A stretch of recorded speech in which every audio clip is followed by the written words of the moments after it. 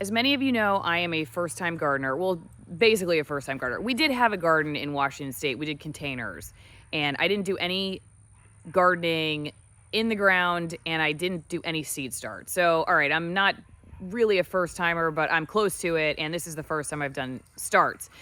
And I've tried a few options, so I decided to do a video about what I found to be the best. Here are the cardboard packages, sort of, for the 4 different ones I'm going to talk about today. I didn't plan ahead for this video, so I'm going to just show you these pods that don't have starts in them right now because I had already planted them. So you just got to take my word for it that they all actually grew vegetables. They did.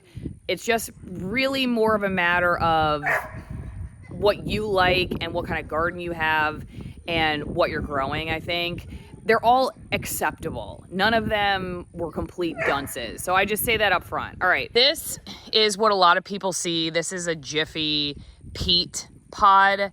And this mesh, the container, you know, it's just like a cloth mesh. It's really easy for the roots to come out, which is great.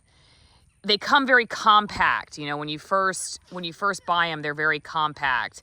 And I'll show you the mini version of this. So that just depends on how big you want your starts to get before you put them in the ground.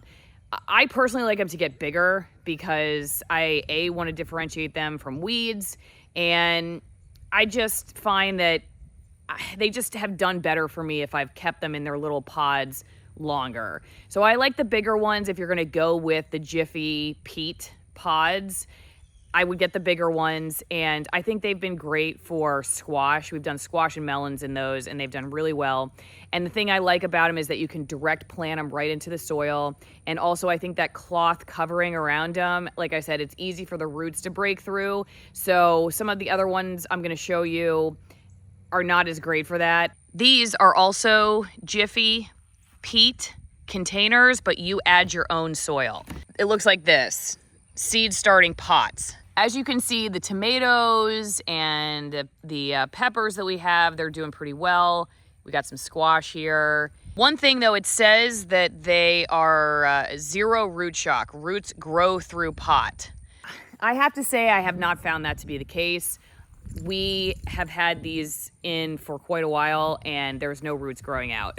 So when we planted them today, I actually had our daughter help pull off that outer peat pot, and the roots were containing the soil well enough that we were able to transplant the vegetables into the soil. So I would say if you're going to get those, which actually I like them, they allow for even bigger seedlings. So you can grow even longer than those pods that I just showed you. You can grow them bigger and bigger and really put a decent size vegetable into the ground, vegetable plant, start, whatever you want to call it. But I do think you're going to have to tear off the peat pot. No, not pod, pot. Because the roots, even though they say that, I have not seen that. I have not seen the roots grow through. They were all smushed in and they held the soil together pretty well, like I said, so we just put them right in the ground. I started looking at other options for these little pods. You know, they're also small. And you add water and then they get bigger. These are coconut coir, if I'm saying that right. And they're peat free. And it's the same idea. You plant them in and then you put them right in the soil. This is what they look like small before you add the water. This is what they look like once you put the water in and they get a little bit bigger. The only thing I don't really love about this product, and maybe there are other ones out there, but this stuff does not hold together very well. The peat in the Jiffy holds together pretty well, but this stuff it's just so flaky. It has to be really wet to stay in, and you're going to be smushing it, and they're small. I also didn't find that the coconut worked as well as the peat. I didn't have as many seeds that went from seed to seedling. So it really was, I think, my least favorite. Maybe there are other coconut products out there you recommend, leave me a comment, but that just wasn't my favorite. Now, maybe you're somebody who cares a lot about peat and peat not being taken from the forest right now because there's just a lot of chatter about it being unsustainably harvested. It takes a long time for peat to develop, so you don't want to do peat. You're willing to mess around with the coconut product. It did fine with the mustard greens. We did mustard greens in it. It did okay. It just was, it just didn't do great with some other stuff. They just never became seedlings. So I would say I was the least successful with the coconut.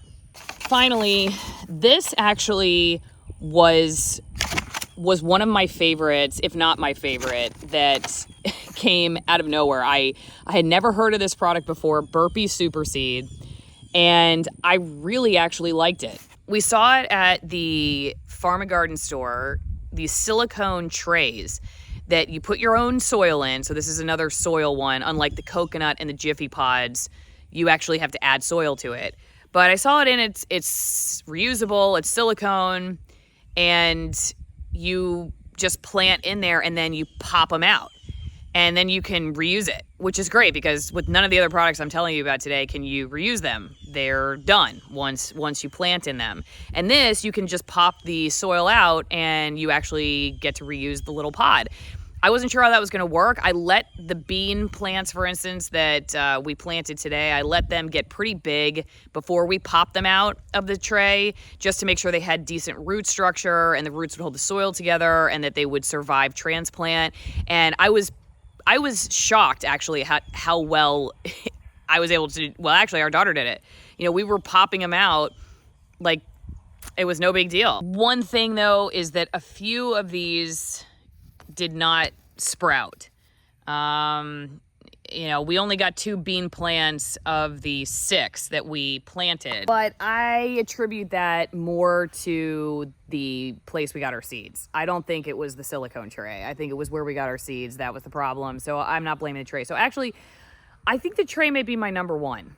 I think you have to let the plants grow a little bit. You have to get that root structure that holds the soil together. You can't transplant like a tiny little start, you know, pop it out. I don't think it's got to, you know, the soil will just go everywhere. But once it's got enough roots, I would say the bean seeds were in there a few weeks, and then we just transplant them into the ground. And I really like that I can reuse it. It seems like it's food grade material that's not seeping a bunch of chemicals into our starts. But if you know something about this that I don't, then please let me know in the comments. I think next to that, the peat pods that are bigger are my next favorite, the smaller after that, and the coconut after that. Now, I do care about our natural resources, so I also may not understand the horrors of peat harvesting, and maybe you know more about that and you'd like to put that in the comments too, so people know about it. I don't want to participate in something that's like terrible for our natural resources, so maybe you can convince me I shouldn't be using these. I also seem to believe, again, maybe I'm wrong, that the Jiffy stuff is just the peat. They don't add a whole bunch. They give you a little packet of plant vitamins, which I didn't use because I don't trust it. But I am under the impression that those peat pods are natural, that there's nothing added to them. It's just peat. But again, maybe I'm wrong there, so leave a comment about it. Again, this is a crowdsourcing type channel, not an expert how-to channel. I'm learning and just giving you the tips as I've learned.